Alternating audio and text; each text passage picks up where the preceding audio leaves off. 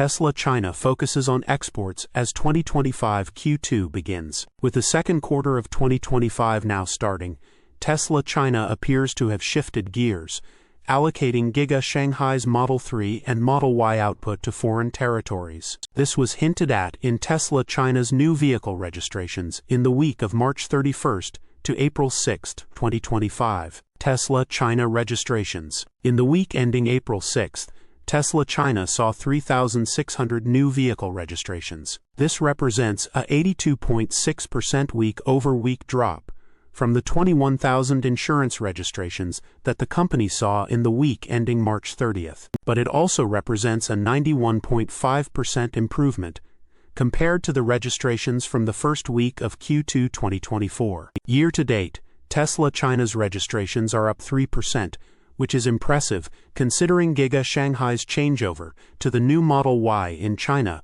3.6K Tesla insurance registrations were reported for the week of March 31st to April 6th. The week is down 82.6% from last week and plus 91.5% year-over-year. The quarter is 34.5% QOQ and plus 91.5% YoY and 44.6% versus 2024 Q3, the best quarter after 1 week. YTD is at plus 3%. YoY. Tesla China does not report its weekly sales data, though a general idea of the company's performance in the overall Chinese automotive market can be inferred through new vehicle registrations. Fortunately, these registrations are tracked closely by industry watchers as well as automakers like Li Auto. Vehicle Export Hub. While the notable week-over-week drop in Tesla China's registrations for the week ending April 6th may seem jarring, it should be noted that Giga Shanghai is the company's vehicle export hub. Thus,